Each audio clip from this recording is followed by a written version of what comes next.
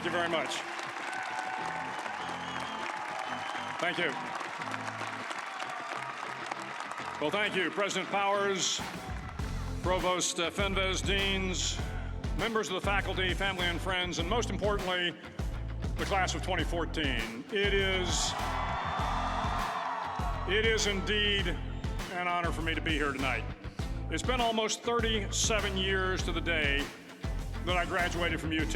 I remember a lot of things about that day. I remember I had a throbbing headache from a party the night before.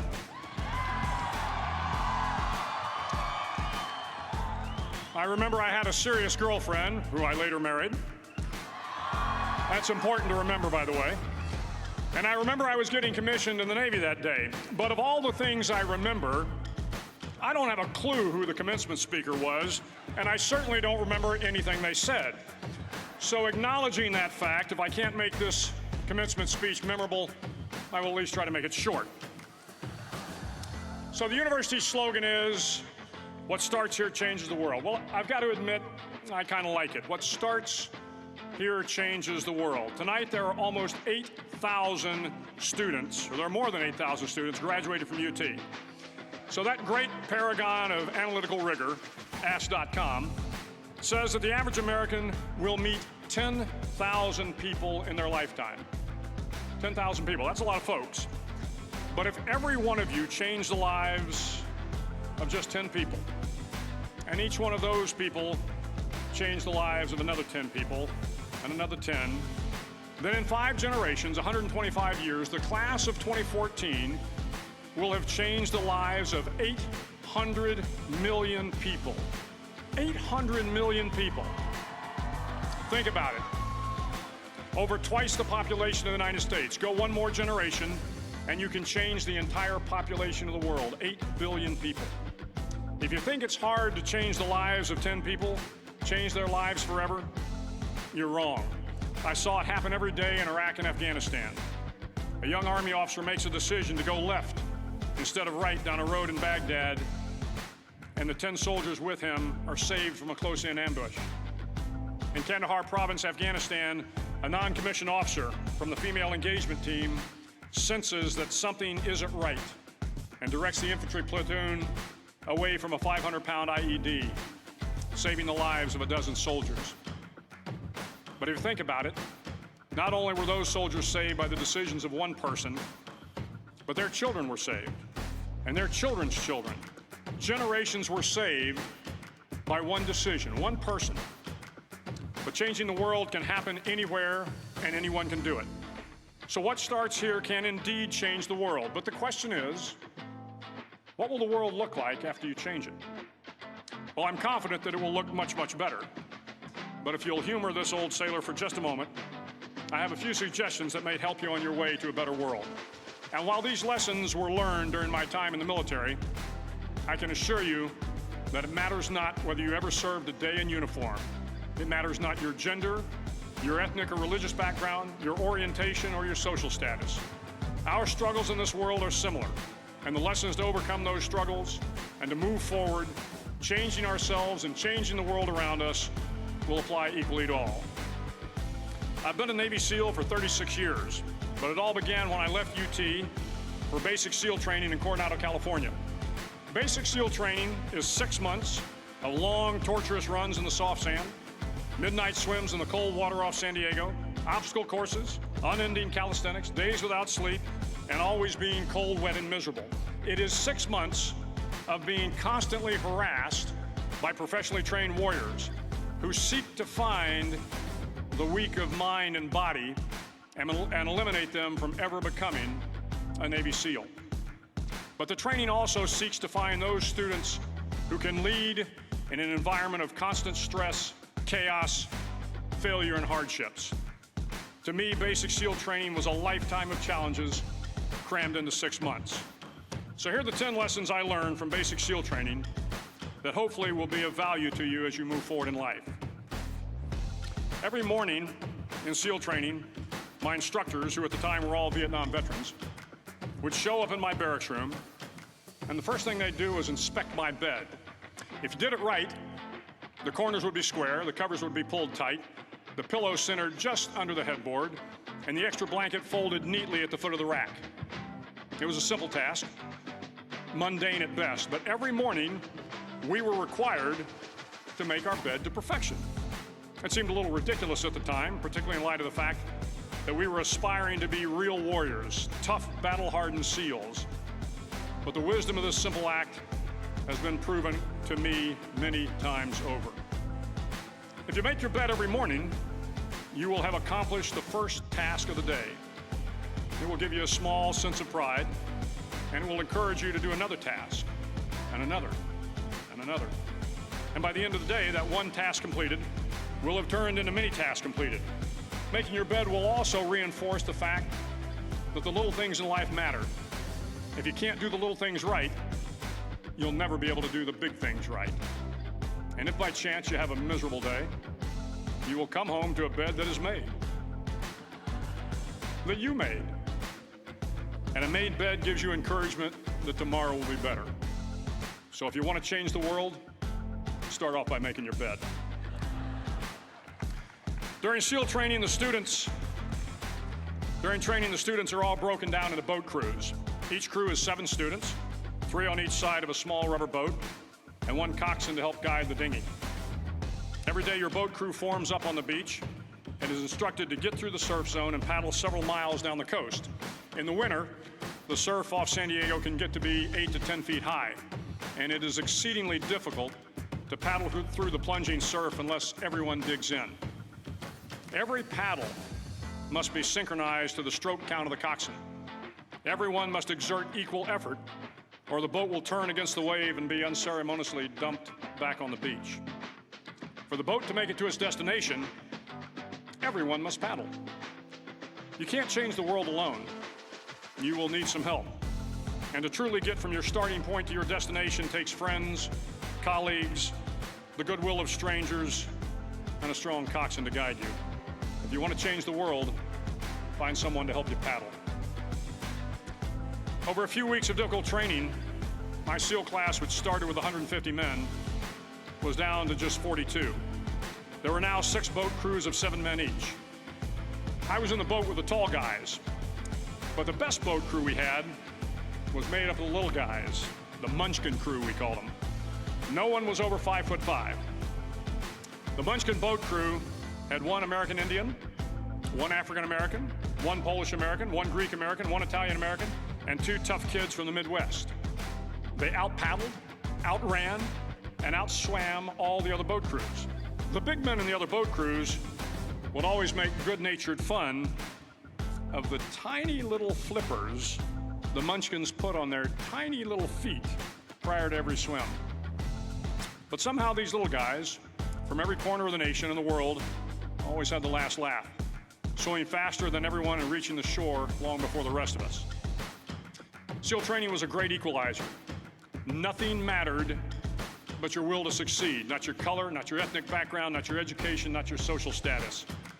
If you want to change the world, measure a person by the size of their heart, not by the size of their flippers. Several times a week, the instructors would line up the class and do a uniform inspection. It was exceptionally thorough. Your hat had to be perfectly starched, your uniform immaculately pressed, your belt buckle shiny and void of any smudges. But it seemed that no matter how much effort you put into starching your hat or pressing your uniform or polishing your belt buckle, it just wasn't good enough. The instructors would find something wrong. For failing the uniform inspection, the student had to run, fully clothed, into the surf zone, then wet from head to toe, roll around on the beach until every part of your body was covered with sand. The effect was known as sugar cookie. You stayed in the uniform the rest of the day, cold, wet, and sandy. There were many a student who just couldn't accept the fact that all their efforts were in vain, that no matter how hard they tried to get the uniform right, it went unappreciated. Those students didn't make it through training. Those students didn't understand the purpose of the drill. You were never going to succeed. You were never going to have a perfect uniform. The instructors weren't going to allow it. Sometimes, no matter how well you prepare or how well you perform, you still end up as a sugar cookie. It's just the way life is sometimes. If If you want to change the world, get over being a sugar cookie and keep moving forward. Every day during training, you were challenged with multiple physical events: long runs, long swims, obstacle courses, hours of calisthenics, something designed to test your mettle. Every event had standards, times you had to meet. If you failed to meet those times, those standards, your name was posted on a list, and at the end of the day, those on the list were invited to a circus. A circus was 2 hours of additional calisthenics, designed to wear you down, to break your spirit, to force you to quit. No one wanted a circus. A circus meant that for that day, you didn't measure up. A circus meant more fatigue, and more fatigue meant that the following day would be more difficult, and more circuses were likely. But at some time during SEAL training, everyone made the circus list. But an interesting thing happened to those who were constantly on the list. Over time, those students who did 2 hours of extra calisthenics got stronger and stronger. The pain of the circuses built inner strength and physical resiliency. Life is filled with circuses. You will fail. You will likely fail often. It will be painful. It will be discouraging. At times, it will test you to your very core. But if you want to change the world, don't be afraid of the circuses. At least twice a week, the trainees were required to run the obstacle course.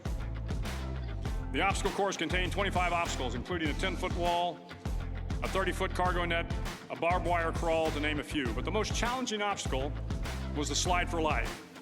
It had a 3-level, 30-foot tower at one end and a 1-level tower at the other. In between was a 200-foot-long rope.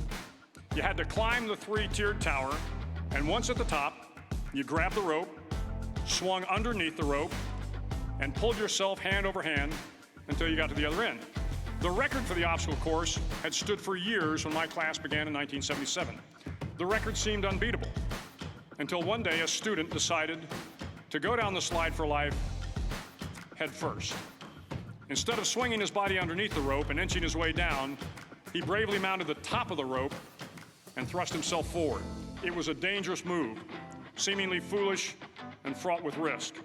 Failure could mean injury and being dropped from the course. Without hesitation, the student slid down the rope perilously fast.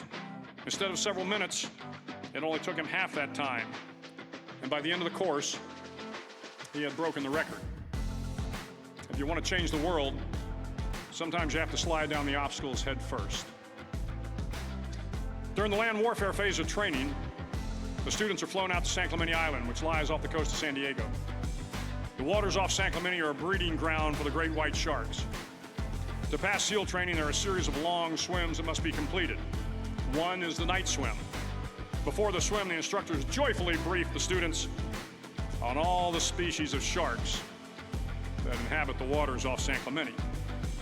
They assure you, however, that no student has ever been eaten by a shark, at least not that they can remember. But you are also taught that if a shark begins to circle your position, stand your ground. Do not swim away. Do not act afraid. And if the shark, hungry for a midnight snack, darts towards you, then summons up all your strength and punch him in the snout, and he will turn and swim away. There are a lot of sharks in the world. If you hope to complete the swim, you will have to deal with them. So if you want to change the world, don't back down from the sharks. As Navy SEALs, one of our jobs is to conduct underwater attacks against enemy shipping. We practice this technique extensively during training. The ship attack mission is where a pair of SEAL divers is dropped off outside an enemy harbor and then swims well over 2 miles underwater, using nothing but a depth gauge and a compass to get to the target. During the entire swim, even well below the surface, there is some light that comes through. It is comforting to know that there is open water above you. But as you approach the ship, which is tied to a pier, the light begins to fade. The steel structure of the ship blocks the moonlight. It blocks the surrounding street lamps.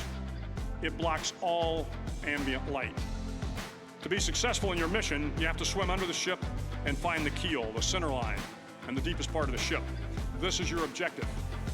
But the keel is also the darkest part of the ship, where you cannot see your hand in front of your face, where the noise from the ship's machinery is deafening, and where it gets to be easily disoriented, and you can fail.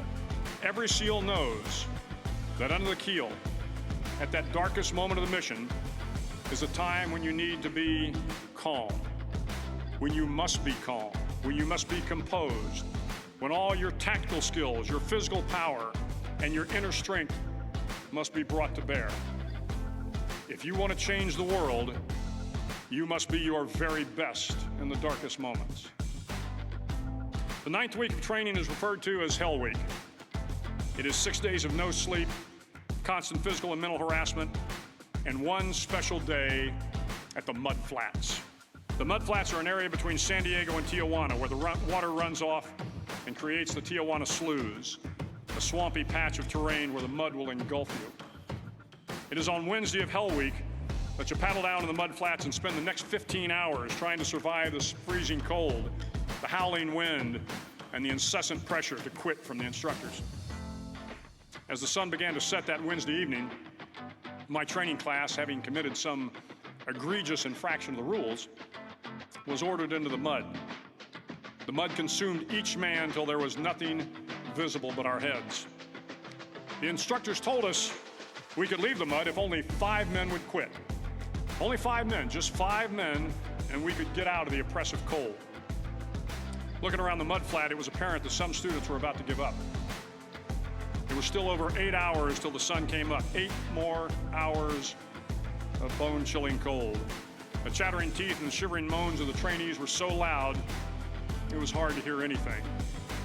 And then one voice began to echo through the night. One voice raised in song. The song was terribly out of tune, but sung with great enthusiasm. One voice became 2, and 2 became 3, and before long, everyone in the class was singing. The instructors threatened us with more time in the mud if we kept up the singing, but the singing persisted, and somehow the mud seemed a little warmer, and the wind a little tamer, and the dawn not so far away. If I have learned anything in my time traveling the world, it is the power of hope. The power of one person, a Washington, a Lincoln, King, Mandela, and even a young girl from Pakistan, Malala. One person can change the world by giving people hope. So if you want to change the world, start singing when you're up to your neck in mud. Finally, in SEAL training, there's a bell. A brass bell that hangs in the center of the compound for all the students to see. All you have to do to quit is ring the bell. Ring the bell, and you no longer have to wake up at 5 o'clock. Ring the bell, and you no longer have to be in the freezing cold swims. Ring the bell, and you no longer have to do the runs, the obstacle course, the PT, and you no longer have to endure the hardships of training. All you have to do is ring the bell to get out. If you want to change the world, don't ever, ever ring the bell. To the class of 2014, you are moments away from graduating, moments away from beginning your journey through life, moments away from starting to change the world for the better. It will not be easy, but you are the class of 2014, the class that can affect the lives of 800 million people in the next century. Start each day with a task completed. Find someone to help you through life. Respect everyone. Know that life is not fair and that you will fail often. But if you take some risks, step up when the times are the toughest, face down the bullies, lift up the downtrodden, and never, ever give up. If you do these things, the next generation and the generations that follow will live in a world far better than the one we have today. And what started here will indeed have changed the world for the better. Thank you very much. Hook 'em horns.